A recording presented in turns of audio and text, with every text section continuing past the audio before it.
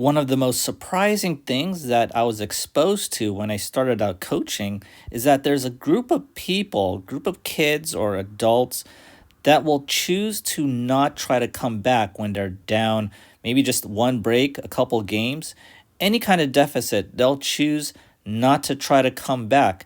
And to me, that is extremely surprising because tennis is not a timed sport. You could try to come back from any type of score. And as a tennis player, I was not exposed to that. I myself, as a tennis player, will try to come back from any deficit 6 love, 5 love.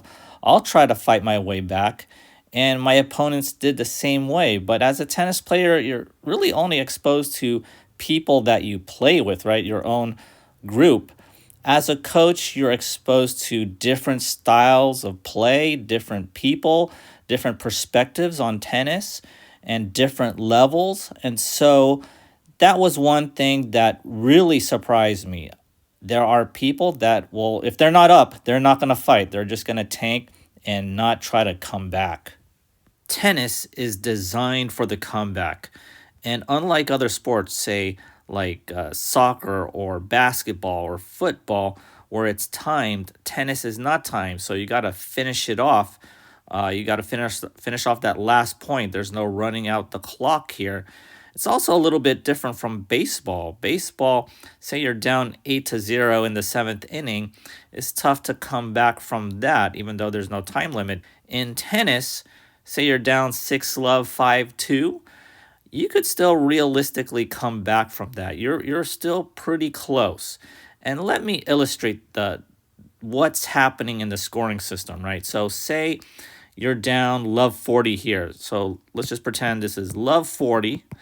And obviously, within the game, that is a tough deficit to get back from. That's 3 points, but it's not really that large of a deficit. Say you win it and it becomes 15-40 and then 30-40. So when it's 30-40, that's only 2 points away from love 40. And this 30-40 point is a big point. And your opponent there, say you're serving, it's your down break point here. It's a highly pressure packed point. Your opponent may be thinking about it right now and may just be a little bit more tense than usual. And so when you get it back to deuce now, 40 all, which is deuce, then everything's even. You are both even in the game. And that's huge. And so now when, say, you lose that point, say now it's add out again, well, you're still only 1 point away from getting it back to deuce, which is even. And say you go back to deuce and win that point, it now becomes add in, and holy moly, your opponent now is just under duress, and you could win that point. You could technically win this game by giving your opponent 4 opportunities, 4 or 5, it could be how many different opportunities, and you may only have one opportunity to win that game, and you could still do it. That is a big psychological impact against your opponent.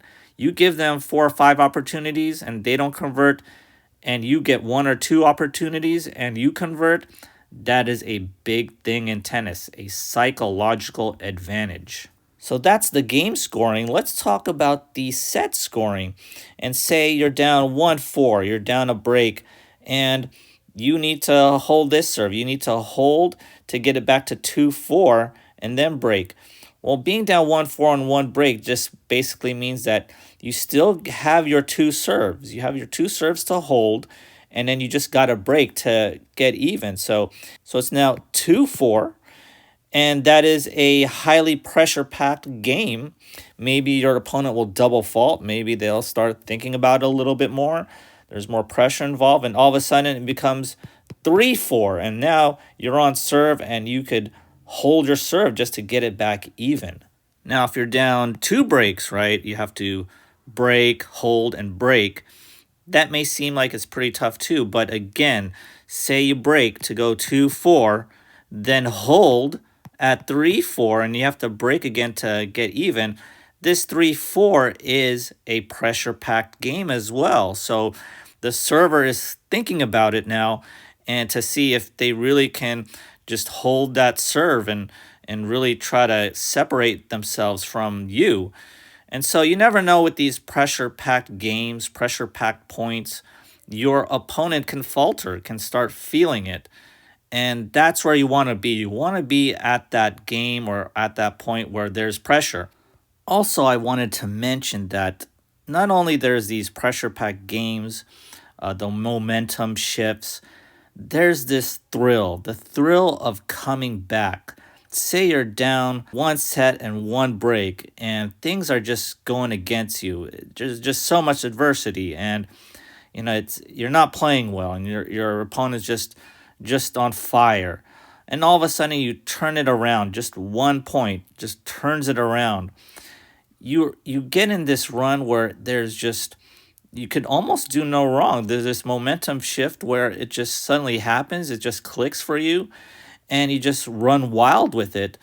And there's that thrill of the comeback. And when you do secure that comeback, say you finally get ahead in that third set and maybe win that tiebreaker, wow, what a feeling that is. That's one of the best feelings you can have in tennis or maybe in sports, just to come back from adversity and win that match. It's an exhilarating feeling.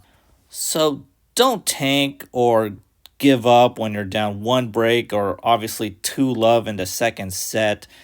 Things are well within reach at almost any time in your tennis match. So keep fighting. Maybe your opponent will not have that skill set of closing the match. Maybe they're up 5-4, 5-3. They just need to hold serve, and all of a sudden they can't do it. They start thinking about it. They start double faulting. They can't hit a forehand anymore. You never know. So get to those pressure-packed points and pressure-packed games, and you can turn it around. Tennis is so much designed for the comeback and the thrill of the comeback. If you enjoyed this video, kindly do me a favor and hit that like and subscribe button. As always, thanks for watching, and I'll see you next time.